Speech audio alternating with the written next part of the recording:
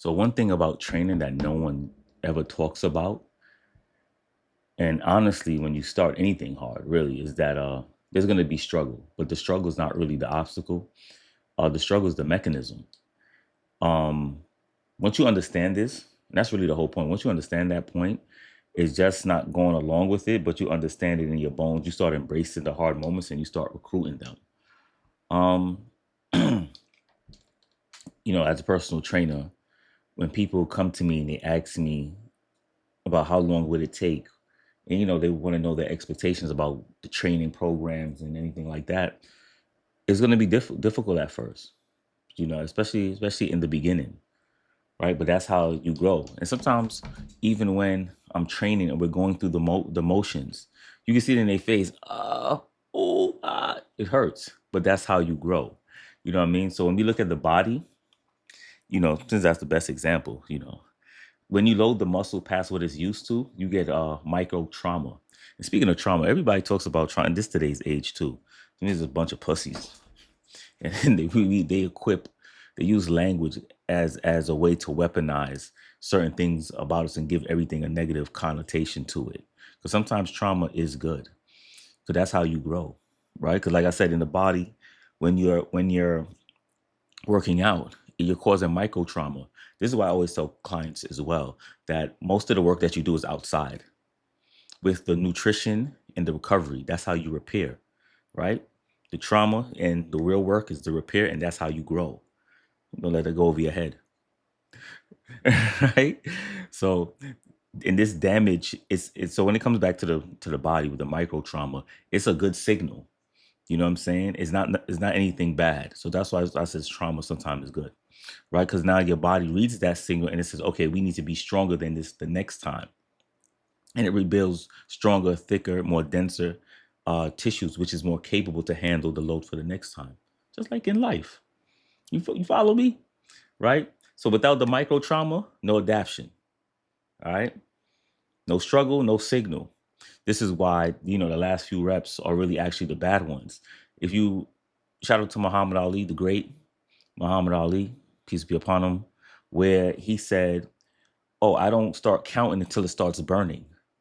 Right? And if you watch Pumping Iron, the legendary uh, documentary where Arnold Schwarzenegger said it's about the pump, the burn. It's those last few reps in the tank that really help grow the muscles because of the micro trauma, because of the damage that's occurring to your muscles and to the body at that time, right?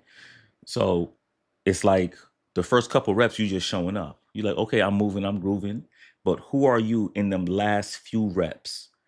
Are you just gonna put it back up and be like, whoo, or you gonna keep pushing? You know what I'm saying? To send that signal to your body, like to give you more, even if you can't.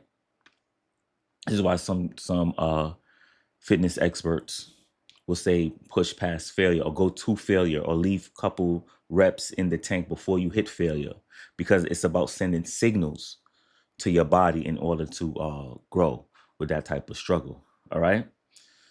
So, like I said, of course, this is just a metaphor. It's applicable to life, all aspects of life, right?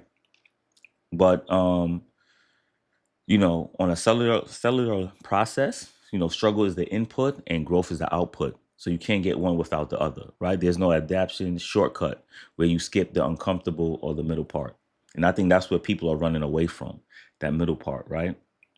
But the struggle is how we grow, right? And I don't know why do we run from it, because we're designed to want ease, want pleasure, want the easy way out, or like they say, the path of least resistance, right?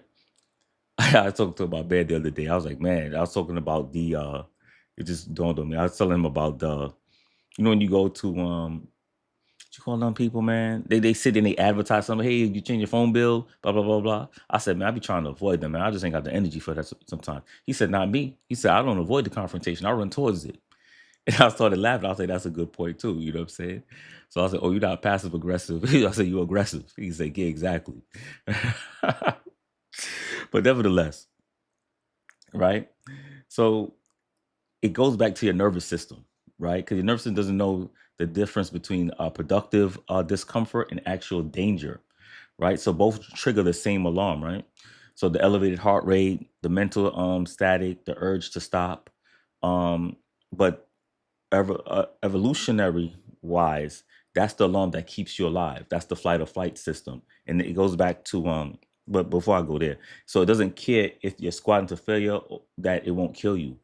This is why lifting heavy weights, obviously, or progressive overload is so important. It's so key because just not sending a signal to build a muscle, it's also conditioning your body, your CNS, your central nervous system. That's why sometimes you're working out, you're like, oh shit, this feels like I'm doing cardio, but you're just lifting weights. You see what I'm saying? So that's why I tell my clients too, like, yo, it's to send that signal to make your body adapt to that new stimulus. All right. This is why people say you got to get comfortable with being uncomfortable. Got to put yourself in different environments so you can adapt to it. And that's how you evolve as a person. You know what I'm saying? So keep that in mind.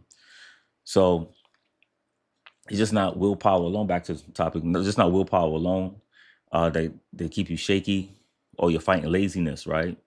It's really just the alarm system, like I said before. You know what I mean? So the discomfort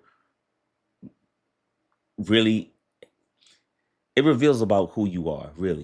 You know what I'm saying? Not in a negative or bad way, but it lets you know who you are, right? So you just hardwiring your brain. And also by the adaptation, it sends different synapses throughout your brain neurologically. So actually you're expanding your brain as well. All right. So let's look at outside of the gym, right? Because everything has a metaphysical uh relationship, right? Or everything is connected, like I like to say. So it's transferable, right? So look at your life, right? The hard conversations you're avoiding, the version of your business or your relationship, or your body that requires you to sit in discomfort for a while before it gets better. Like I mentioned too, being uncomfortable, right? So every one of those have the same strategy, right? Whether it's squat, like the squat, you're struggling to adapt and then you adapt after. But pardon me, most people adapt those struggles, right? Because they don't want to be bothered. But that's how you grow. You see what I'm saying? So like I said, in this journey of life, you're gonna find out more about yourself through the trials and tribulation of who you are. You know what I'm saying? So some people go through it, they be like, I can't do this. I'm like, you even try to lift the weight yet? But that is transferable to something else in life too. Oh, I can't do that. That always sets in the beginning because it's the fear of the unknown, but you don't know until you try, right? So don't take the easy way out. Just go through shit. And really, in the eye of the storm is the safest spot. In the storm. If you didn't know. All right. So, like I said, this is something I talk about my clients all the time because it's just another form of expression, really, when you're training. And I can tell about you how you move the weight and how you're moving through the exercises as well, right? So, uh, when it so I'm gonna have like a brain freeze there. But I'm not editing this shit out. So like I tell clients constantly, right? It's not the one who makes it the fastest, the durable changes that who never struggle. Sometimes they surprise themselves too, because when I train them, they be like, "Yo, I would never had tried to lift this up," and then this compounds or add to their character because now they surprise themselves and they will embrace challenges even more or the struggle that comes with it. And then once they overcome it, it's like, oh shit, they feel more better about themselves, more confident. And that's what it's all about too. So embrace the struggle, man, and start adapting. You know what I'm saying? So this is for my trainers, right? So if you're a trainer, reframe one of the most valuable things you can hand a client because most people have never had someone explain to them that the bad feeling is the mechanism, not the malfunction, right? So your job as a trainer really is to make them feel easier. Isn't to make them feel easier. Pardon me. I love when clients talk about "I hate you, Tristan." I was like, yeah, you're supposed to during the session. After the session, then you can love me, you know. But you're supposed to push them and challenge them to open up a new discovery to them to learn more about themselves through it. That's what I like about training because it's to tap into them what they didn't know that was buried, you know? And that's what I love about training. Really to see that and like when they start getting it, things are clicking. There's like the haha moment. Oh, I did it. I would never think, you know what I mean? That's a good feeling. Maybe that's how parents feels. You know what I'm saying? So you have to let them embrace that struggle and show them that they can overcome it. And if not, you just collecting the data and we just come back next time. And that's the North Star or the goal. And then we overcome it like that together. You know what I'm saying? So the struggle doesn't mean something is wrong. It just means you just got to get better at what you're doing. All right. So as I conclude, guys, all about practical application over here. So pick a struggle that you have, right? And put it and really try to work on it and overcome it. Embrace it, learn more about yourself and see where you are. And if you didn't overcome it the first time, that's okay. Go back down. It's like the scientific notation. When you go, you assess, whatever, those steps. You gotta be like a scientist with your life, with precision and collect data and be like, okay, this is what we need to do. Whether it's in the gym, relationship, business, all these things matter. You know what I'm saying? So I'd love to hear about it in the comments, what you're struggling and how you overcame it, because maybe someone else could benefit from your story as well. So this is Alchemy Fitness, where we transfer you from lead to gold. You're going to train hard, train smart, and we're going to train safe. Until next time, peace.